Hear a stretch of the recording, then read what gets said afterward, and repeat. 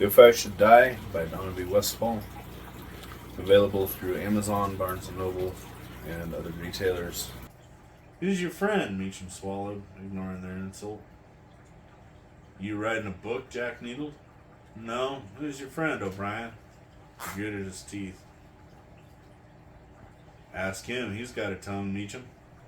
Jack spit like he had something unpleasant in his mouth. The spittle sent a small puff of dust onto Meacham's polished boot as it landed in the dust just at the tip. Phil Meacham's eyes narrowed as he looked down his nose. It's time you O'Brien stopped living in the dark ages. You need to wake up to who's in control here. His eyes narrowed more, and he scrutinized Julius, who relaxed against the trunk of his car. You're that fellow that took those pictures the other day, he smiled. What's your name, mister? He barked. Julius stood up straight and all but saluted. Julius Caesar, sir, he bellowed in his best military fashion.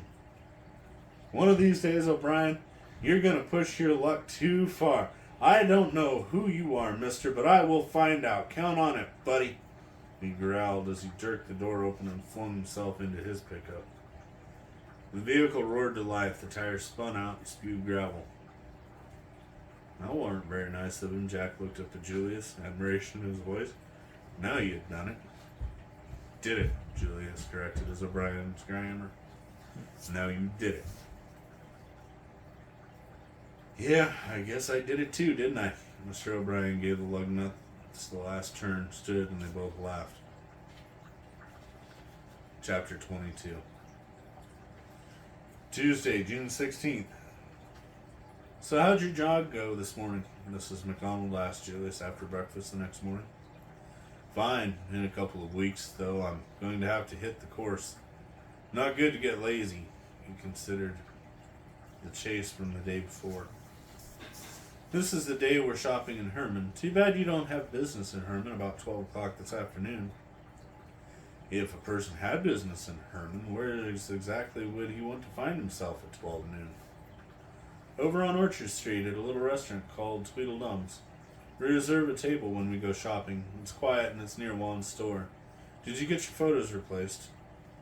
Mostly. I'm off to the cafe for some local color now. What time are you leaving for town? Ruth and I are just waiting for Donna to come pick us up. Most stores don't open until 9, she sighed and frowned. That makes it mid-afternoon before we get home. But a woman has to do what she has to do, right? Ruth, adorned in a lacy, pale green dress, rustled through the doorway. You look lovely this morning, Ruth. The older woman took a deep breath. Is that a new fragrance you're wearing? It smells heavenly. She always tells me I look nice. I could be in curlers and a robe. Ruth doesn't wear curlers, and a robe doesn't rustle, and she does look lovely, doesn't she, Mr. Armstrong?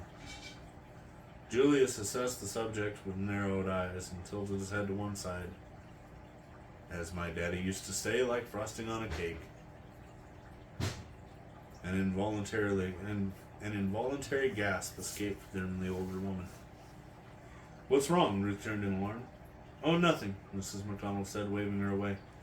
Just an ache and a pain we old folks get of a sudden. If Mr. Julius Caesar is going to get in on the local gossip, he'd better get going, Ruth said. Been talking to your dad? He took note of her light-hearted tones. The sorrow in her eyes took a different note even as she smiled her answer. The car puttered down the driveway and he turned toward town. His thoughts were of his girls, Junko and Mai, his little parrot. Would they love this place and these people? Things were so different from the hustle and noise of the city. He drew his thoughts back to the present with an effort as he pulled up and parked beside an old blue pickup. The same one he had helped with last evening. Dishes rattled, cups clattered on their saucers, and Mom and Pops bustled with activity. Several familiar voices called a greeting as Julius walked in. What a difference a week made. News traveled fast, and his reputation had gone before him. And as the scripture said, he had made a place at the table for him. He sat at his usual booth. There you go, Mr. Julius C., Becky said with a broad grin as she brought his usual coffee and placed it in front of him. Half an hour of chit-chat, people began to drift off to their business. You're quite the hero. On her break, Becky brought her pop over and slid into the booth. Yeah? Sure enough. How'd you come up with that reply so quick? Julius Caesar. She smirked and took a sip. That's my name. What? Becky squawked and choked in surprise. Julius Caesar Armstrong. That's my handle. No way. Her mouth fell open. Well, knock me over with a feather, she laughed and slapped the table as he nodded his head. No wonder it came so natural. How in the world did you get a name like that? It's my daddy's fault. When he first saw my mom, he said I came, I saw, I conquered. And she said, Julius Caesar? Oh, go on, she cried in exasperation. Picking up her glass, she swiveled out of the booth. I can't believe a word of it. She hee-hawed all the way back to the front of the cafe. I gotta be going, Jack said to the other two farmers sitting with him at the counter. He reached into his pocket. Places to go, things to do, folks to... Becky interrupted. Hey guys, look! Julius looked out the window as the shiny red pickup parked out front. David and Phil Meacham climbed out. Pop, I'm glad I don't own this business. Keep the change, Becky. Jack threw the money on the counter. Yeah, Jack, Pop rumbled from the kitchen. I hear you. Say, Mr. O'Brien. Julius jumped to his feet and tossed his money on the table. Let me go first. Sure, you go first, Julius. Jack guffawed and slapped him on the back. A half an hour back at his room, Julius pulled pictures and identities off his computer and put them on his detective board. Some were from yesterday's picking up hay. He still had time for some unidentified characters, but they were coming together. Time to head out for lunch. He backed out of the garage and turned toward Herman and Tweedledum. He pulled onto the corner parking space under one of the shade trees. It rolled down his window and the fresh morning air assailed his nose. Mentally, he ticked off some items on his to-do list. He had rented a post office box. His base was operational and his team was in place. Still no word from Junko. He fidgeted. Yet, as Mrs. McDonald said, he couldn't walk off his post here. He looked through more of the pictures he had received from headquarters. This last bunch of pictures had a photo of gunmen identified as Frank Wild. Leiterman was known as Gary Young, both from Chicago. They seemed to be in the pay of Meister and Clark. He drummed his fingers on the car door, mulling the information over in his mind. Juan began receiving threats about the same time as Meister, a known extortioner, had disappeared. Meister, Wild, and Young had to be connected in this.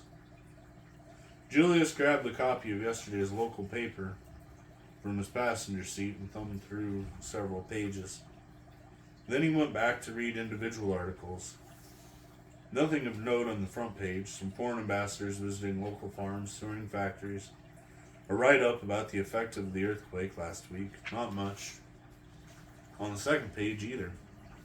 A small article on the third page caught his eye. Washington, D.C., body found on sidewalk. Pennsylvania Avenue, Northwest, Special Agent Davison Shields. Fighting for her life, beaten during an apparent attempted robbery. With shaking hands, Julius turned to the personal ads. He scanned the notices. Nothing here, just regular entries except, wait, God help us. He sat stunned, unable to move. Like water trickling through a hole in the dam, thought slowly seeped back. Julius saw a dark green Taurus pull up to the parking lot. Ah, finally, here they are. Donna parked on the other side of the lot, and the three ladies and two of Lewis's boys clambered out and ambled into the entrance. Later. I'll deal with this later. Julius checked his Beretta and slid it into his holster. He buttoned his sports jacket and slipped out of his car as Michael drove up in a Lincoln Mark 7. Julius leaned against the counter of the building until Michael joined him. You clean up pretty good. It's a job requirement, Michael held the door for Julius. You got roped into lunch too? It's a job requirement. That's a pretty slick looking car. Yeah, it's Juan's company car. I only drive it when I'm working at the store, under duress. Why is that? Julius picked up a copy of the daily paper from the news stack. His mind and actions were on autopilot as they waited to be seated. Anyone who looks like they have something is a target to some unmentionable parties. People related to Ruth or friends of the O'Brien family are often in double jeopardy.